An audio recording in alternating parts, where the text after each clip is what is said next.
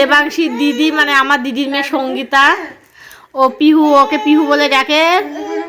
ওর exam শেষ হয়ে গেছে তো তার জন্য ও এসেছে, কদিন থাকবে এখানে। মা দিতে এসেছিল সঙ্গীতাকে, মা কালকে সকালে চলে যাবে। আর দেবাংশী তো ভীষণ খুশি, ওর দিদি এসেছে, দিদিকে তো ছাড়ছেই না। ভোরবেলা উঠে না মা চলে গেছে, বুঝলে তো। তো এখন অনেক বেলা হয়ে গেছে, কাজকর্ম সারছি, তো কাজকর্ম করে নিই, তারপরে তোমাদের সাথে বাদবাকি শেয়ার করবো। সবই তো আমাকে একটা কেক দিস তো। সকালবেলায় মানে মা তো চলে গেছে ভোরবেলায়, আমরা তখন ঘুমোচ্ছিলাম। আর তারপরে এখন অনেক বেলা হয়ে গেছে উঠতে। আর তোমাদের দাদা ভাই এই ঘরে শুয়েছিল, আর আমি, মা, সঙ্গীতা আমরা সব ওই ঘরে শুয়েছিলাম। তো আজকে একটা এক্সট্রা কাজ, এই ঘরটাও এখন গুছাতে হবে, নাই তো আমার এই ঘরটা এরকমই থাকে, আমাকে আর কষ্ট করে গুছাতে হয় না। এই ঘরটা গুছাতে বেশিক্ষণ লাগে না, একটু সাথে সময় লাগে। জাস্ট এই লেপটাকে ই করবো, একটু বিছনাটাকে ছাড়বো, হয়ে যাবে। তারপরে এখনো অনেকগুলো কাজ বাকি আছে, দেবাংশীকে খাওয়াতে হবে। তারপরে ঘর বারান্দা এখনো ঝাড় দিই, জানো তো, ঝাড় দিয়ে তারপরে আবার দেখো তোমাদের দাদা ভাই সব জিনিসপত্র।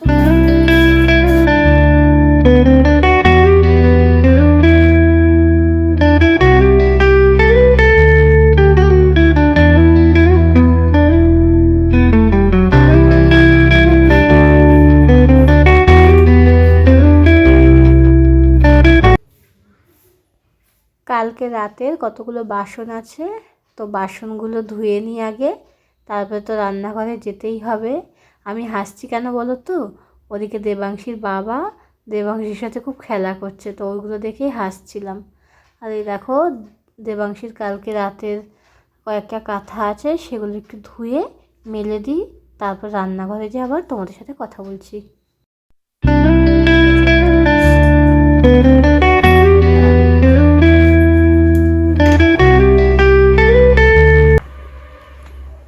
দেখো সঙ্গীতার জন্য ডিম টোস্ট করছি, সকালে খাবে, কেক খেয়েছে, এখন একটা ডিম টোস্ট খাবে, তারপরে আজকে ভাত রান্না করতে একটু বেলাই হয়ে যাবে, হয়ে গেছে জানো তো। তো তাড়াতাড়ি করে ওকে একটু ডিম টোস্ট করে দিও খাক। আর দেবাংশী ওর ঠাম্মির কাছে গেছে, ওখানে খাচ্ছে, খাওয়া হয়ে গেলে তারপরে ভাত বসাবো। দেখি সকালে কি রান্না করব, ভাবছি একটু ডাল রান্না করবো সকালে, আলু ভাজা আর একটু পালং শাক, তারপর দুপুরে যা হয় দেখা যাবে এখানে।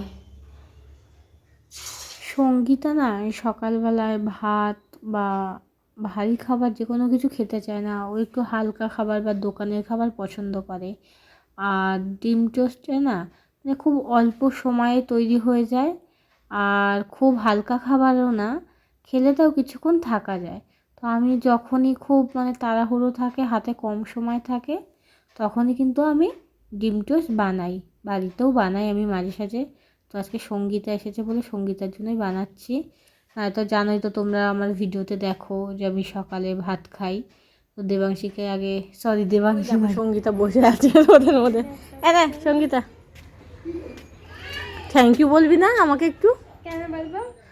অন্যদিন আমি লম্বা লম্বা করে কেটে তারপরে আলু ভাজা করি ডালের সাথে, তো আজকে সঙ্গীতা এইভাবে ভালোবাসে বলে এরকম গোল গোল করে কেটে আলুটা ভাজবো।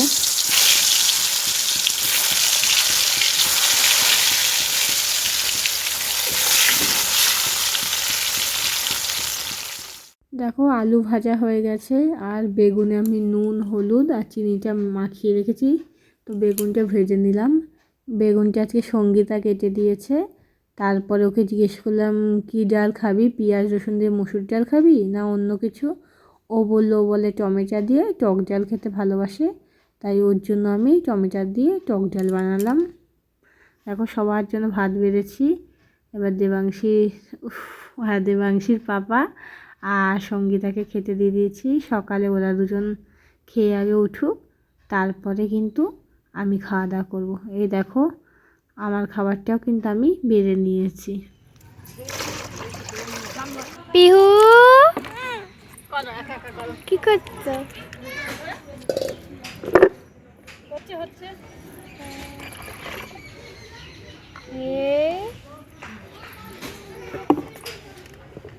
দেখো ওরা গামছা নেই।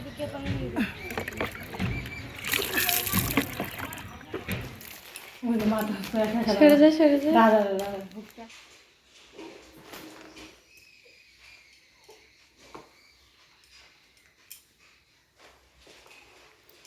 একটু পোস্ট করে দিবি মাঝে মাঝে, বেশি সময় লাগবে। ভিডিও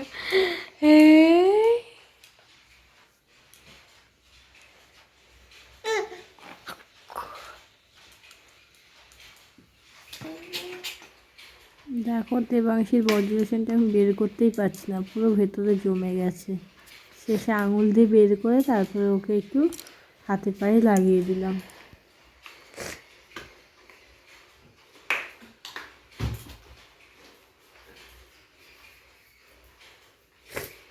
সুন্দর টুকু দিয়ে যা। আয় আয় চাঁদ মামা, চাঁদ মামা, চাঁদ মামা আয় আয়, আয় আয় চাঁদ মামা আয় আয়, দেবাংশীকে টুকু দিয়ে যা। আজকে কত শান্ত।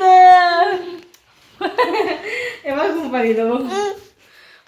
দেখো স্নান করতে দেরি, ঘুমোতে দেরি নেই। দেবাংশী কিন্তু এখন একটা অভ্যাস হয়েছে, দুপুর 12টা থেকে 12:30টার মধ্যে স্নান করানোর পরে সঙ্গে সঙ্গে ঘুমিয়ে যায়। এই যে টক দই নিতে এসেছি ফ্রিজ থেকে, আর অল্প একটুই আছে, মাংসতে দেবো, নিয়ে যাচ্ছি। সকালের কাজকর্ম সব হয়ে গেছে। দেবাংশীকেও তো দেখলে স্নান টান করিয়ে ঘুম পাড়িয়ে দিয়েছি। এখন দুপুরে রান্না করতে আসলাম। তো দুপুরে সকালে তো ডাল রান্না করেছি, বেগুন ভাজা, আলু ভাজা, পালং শাক এসব আছে। এখন শুধু এই একটু মাংস রান্না করব, তাই মাংসের সব কিছু গুছিয়ে নিচ্ছি।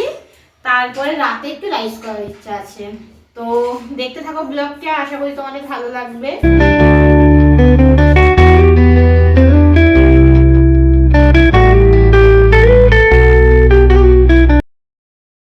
পেঁয়াজে প্রচুর ঝাল, বাবারে চোখ দিয়ে জল বেরিয়ে যাচ্ছে একদম। জলে ভিজিয়ে রেখেছি পেঁয়াজগুলো যাতে মানে ঝাঁজ কম লাগে। সত্যি খুব ঝাঁজ। আমি অনেকক্ষণ জলে ভিজিয়ে রেখেছি যাতে মানে ঝাঁজটা কম লাগে, তারপরেও এত ঝাল বেরোচ্ছে, ভালো করে কাটতে পারছি না। আচ্ছা পেঁয়াজ কাটা গেছে, রসুনটা ছাড়ালেই হয়ে যাবে, তারপরে মশলাগুলো করব। দেখো বন্ধুরা, আমার রান্নার সব কিছু গোছানো হয়ে গেছে। এবার মশলা করব, আলুগুলো ভেজে নেবো আর মাংসটা একটু ম্যারিনেট করব। তো তার জন্য প্রথমে আমি একটু লেবুর রস দিলাম, তারপরে একটু নুন দিলাম, নুনের পরে হলুদ দিয়েছিলাম, তারপরে একটু কাশ্মীরি লঙ্কার গুঁড়ো দিলাম যাতে একটু কালারটা ভালো হয়, আর একটু জিরের গুঁড়ো দিয়েছি, তারপরে একটু পেঁয়াজ কুচি দিলাম। পেঁয়াজ কুচি দেওয়ার পর আমি কয়েকটা টমেটো কুচি আর একটু রসুনের কোয়া দিয়েছিলাম কয়েকটা, তারপরে দিয়েছিলাম রসুন বাটা আর আদা বাটা, আর তার মধ্যে একটু শুকনো লঙ্কা আর টমেটো একটুখানি বাটা দিয়েছি, আর একটু টক দই দিয়েছি, তারপরে সরষের তেল দিয়েছি, দিয়ে একটু মাখিয়ে আমি ওই আধ ঘন্টার একটু বেশি সময় বা আধ ঘন্টার মতনই মাখিয়ে রেখে দিয়েছিলাম। তো এইভাবে রান্না করলে কিন্তু খেতে খুব ভালোই হয়, কষা মাংস বিশেষ করে। তো এই দেখো আমি 30 মিনিট পরে খুললাম, এইভাবে মাখিয়ে রেখে দিয়েছিলাম। তো তারপরে আমি এবার আলুটা ভেজে নেবো কড়াইয়ে।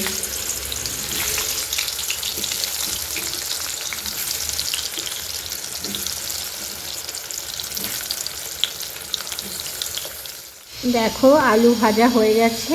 এবার কড়াইয়ে সর্ষের তেল দিয়ে ওর মধ্যে তেজপাতা, শুকনো লঙ্কা আর সাদা জিরে দিলাম, একটু পেঁয়াজ কুচি আর টমেটো কুচি দিয়ে ভালো করে এটা একটু ভেজে নেবো। ভেজে নেওয়ার পরে আমি মাংসটা দিয়ে কষাবো। আমি কষিয়ে কষিয়েই কিন্তু রান্না করব, যেহেতু এটা কষা মাংস। তো আজকে তোমাদের সাথে আমার এই মাংসর রেসিপিটা মানে শেয়ার করলাম প্রথম থেকে শেষ পর্যন্ত। তো মাংস কিন্তু আমি শুধু এইভাবেই রান্না করি না, কখনো কখনো ঝোলও রান্না করি, কখনো কষাও করি। কষাটাই বেশি হয় আমাদের বাড়িতে, কারণ কষা মাংস খেতে খুব ভালোই লাগে। তো তোমরা রেসিপিটা দেখো, যদি ভালো লাগে তোমরা বাড়িতে ট্রাই করো, আশা করি ভালো লাগবে।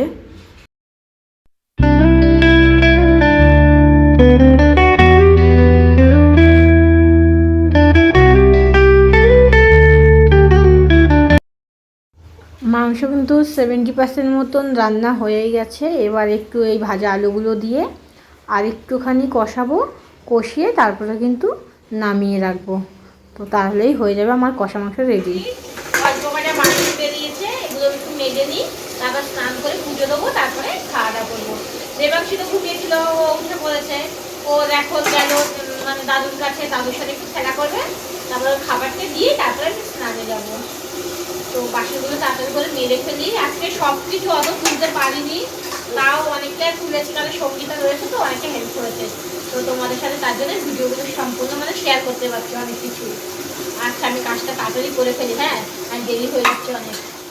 বাসনগুলো মাজার পরে সঙ্গীতা স্নান হয়ে গেছে, ওকে খেতে দিয়ে দিলাম।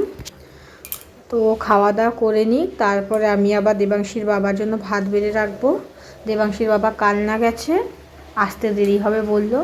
তো এই দেখো দেবাংশীর বাবার জন্য আমি ভাত বেড়ে ঢেকে রেখে দেবো, দিয়ে তারপর স্নান করে পুজো দিয়ে আমি খাওয়া দাওয়া করবো। দেবাংশী খুব খুশি।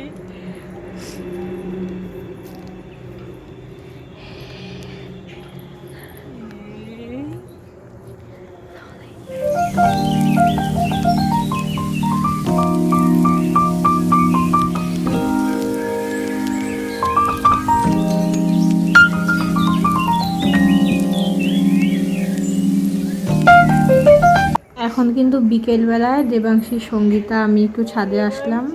না হাত ছাড়বা না, এই ধরে রাখবি।